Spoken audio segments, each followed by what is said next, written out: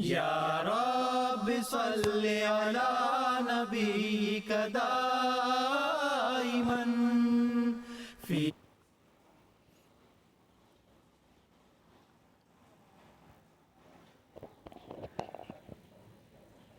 Assalamualaikum warahmatullahi wabarakatuh. Kawan-kawan sekalian, saya akan mencoba menjawab pertanyaan yang mengemuka dalam diskusi kita kali ini di grup, yaitu mengenai mubahalah. Ya, ini dari seorang kawan penanya. Pertanyaannya adalah, asisten narsum, itu mubahalah bagaimana cerita yang sebenarnya? Di sini kita lihat ada gambar Ferdi Sambo, Habib Rizik, kemudian Masih Maud, dan foto seorang yang bersorban putih ya. Hanya mengira-ngira saja dari konteks pertanyaannya, karena di sini tidak lengkap pertanyaannya ya. Nampaknya ini ada yang menyinggung masalah mubahalah Masih Maud alaihissalam dengan lawannya seorang ulama di masa beliau, silakan cari sendiri siapa namanya, yang menganggap mubahalah Masih Maud alaihissalam itu ternyata tidak berlaku, atau beliau menunjukkan beliau alaihissalam yang mati duluan, dan karena itu beliau adalah salah dan lawannya sang ulama adalah benar. Nah, jadi dalam kesempatan ini saya akan menjawab secara ringkas ya, tujuannya supaya merefresh kembali mengenai fakta-fakta sejarah di buku apa ini diceritakan. Silakan merujuk ke bukunya masing-masing ya. Baik, kita mulai mengenai mubahalah itu sendiri.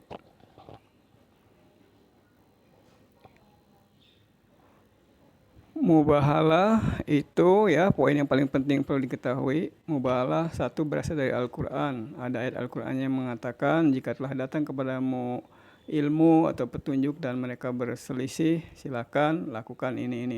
Silakan merujuk sendiri ke dalam Al-Quran. Kedua, mengenai mubahalah itu tidak pernah dipraktikkan di masa hajrat Rasulullah SAW. Artinya, sejauh yang kita pahami dalam hadis-hadis tidak disebutkan bahwa beliau bermubahalah dengan satu atau dua kelompok manusia atau umat atau agama lain. Itu tidak ada.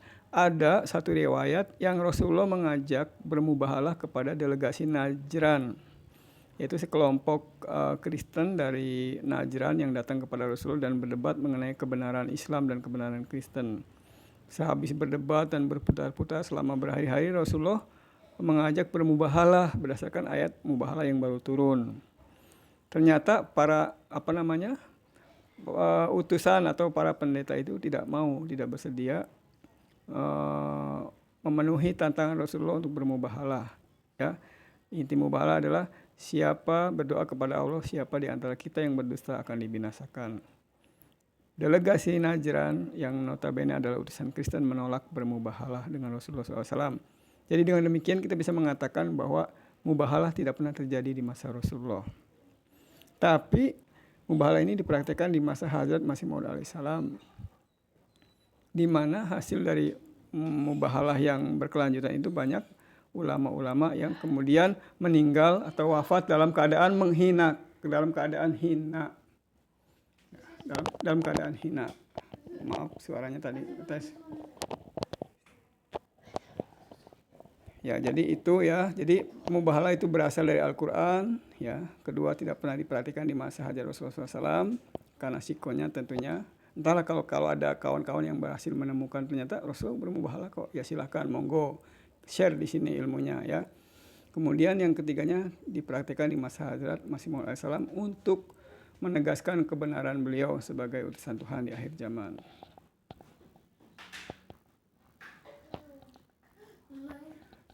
Berikutnya adalah, maaf ini kita bolak-balik. Dalam mubahalah yang benar, ada beberapa poin yang harus diperhatikan. Satu, yang berhak menantang adalah pihak yang didustakan atau dianggap pendusta. Jadi ketika Rasulullah SAW berdialog dengan pendeta Najran, pendeta dari negeri Najran, ya, yang dikenal dengan utusan Najran, delegasi Najran, itu Rasulullah hanya menyampaikan telah turun perintah mubahalah yang intinya kita berdoa supaya siapa yang berdosa di antara kita dilaknat Allah. Tetapi sebenarnya tantangan itu harus datang dari orang yang didustakan. Jadi dalam hal ini Rasulullah SAW yang menantang mubahalah. Ya, Rasulullah SAW menantang mubahalah kepada delegasi Najran. Masih Maud alaihissalam menantang mubahalah kepada lawan-lawan beliau yang mendustakan beliau. Yang mendustakan artinya orang-orang yang menganggap Hadrat Masih Maud alaihissalam berdusta. Namanya mereka mendustakan. Nah, mubahalah itu dari pihak yang didustakan. Dari Rasulullah SAW kepada penentang. Dari Hadrat Masih Maud alaihissalam kepada penentang. Jadi mubahalah yang benar, satu, yang berhak menantang adalah pihak yang didustakan atau dianggap dusta.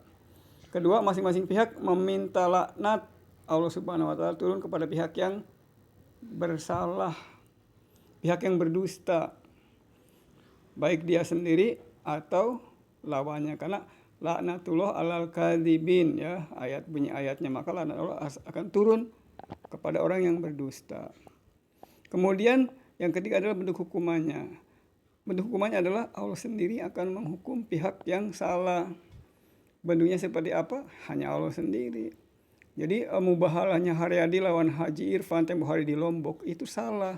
Karena apa? Karena Haryadi selaku orang yang terlibat dalam mubahalah mengatakan kalau dalam waktu sekian bulan Haji Irfan tidak mati, goroklah leher saya. Itu tidak ada dalilnya dalam Al-Quran. Jadi dengan demikian setelah 3 bulan atau berapa bulan Haji Irfan tidak mati, itu tidak menunjukkan Haji Irfan itu benar dan Haryadi salah. Tuh Haryadi juga masih hidup. Kenapa dikatakan Haji Irfan benar? Kenapa ini terjadi? Mubahalah ala Haryadi ini terjadi karena ketidaktahuan. Yang benar adalah Allah sendiri akan menentukan hukumannya. Dan diperjelas oleh poin yang keempat, yaitu bahwasanya menurut Hadrat Rasulullah SAW, waktu datangnya hukuman pada pihak yang salah dalam kasus mubahalah itu adalah 1 tahun. Nah, Haryadi dengan Haji Irfan ini hanya 3 bulan atau 2 bulan, seingat saya begitu. Ya, meskipun pertanyaannya tidak berhubungan dengan Haryadi, tapi kasus Haryadi ini penting diketahui, ya. Berikutnya langsung ke poin pertanyaan inti. Pertanyaan intinya adalah dalam kasus Masih Maud alaihissalam, saya yakin ini inti pertanyaan. Dalam kasus Masih Maud alaihissalam bermubahalah dengan orang lain, katakanlah ulama X, saya lupa namanya ya, silakan kawan-kawan cari di sejarah. Ulama X ini ketika ditantang dia tidak mau. Dia mengatakan seperti ini. Ya, dia ditantang tidak mau, ya, tidak mau menandatangani atau bermubahalah melawan Hadrat Masih Maud alaihissalam. Melainkan dia mengatakan kematian lebih dahulu tidak selalu menjadi tolak ukur kesalahan seseorang. Karena di masa Rasulullah SAW juga banyak musuh-musuh sengit beliau SAW yang masih hidup ketika Hadrat Masih Maud alaihissalam telah wafat. Ini kata ulama X yang menolak mubahalah itu mengatakan, enggak juga. Kematian lebih dulu bukan berarti tanda dia dilaknat Allah. Katanya. Buktinya katanya di masa Rasulullah SAW ketika wafat pun masih banyak musuh-musuh beliau yang sengit yang masih hidup, ya. Di sini dikatakan banyak musuh-musuh sengit beliau SAW yang masih hidup ketika Hadrat Rasulullah SAW telah wafat. Apakah ini akan dianggap bahwa para penentang Rasulullah SAW itu orang-orang benar dan Rasulullah SAW na'udzubillah min dzalik adalah orang yang salah? Nah, ini jawaban si ulama X ketika ditantang begitu, ya. Ketika ditantang begitu tuh jawabannya jawaban ditantang mubahalah, jawabannya begitu. Mubahalah itu apa? Mubahalah itu nanti yang salah akan dilaknat oleh Allah, mati terlebih dahulu daripada orang yang benar. Laknatullah alal kadzibin. Jawaban ulama X, enggak selalu begitu. Di masa Rasulullah SAW juga banyak katanya yang semasa kewafatan Rasulullah SAW musuh-musuhnya masih hidup. Apakah itu pertanda musuh-musuhnya benar dan Rasulullah SAW adalah salah? Nah, jadi itulah jawaban yang dilakukan oleh ulama X ketika ditantang oleh Hadrat Masih Maud alaihissalam. Kenyataannya Hadrat Masih Maud alaihissalam wafat lebih dahulu dan ulama X masih hidup. Nah, ini justru menjadi contoh dari ucapannya sendiri, ya.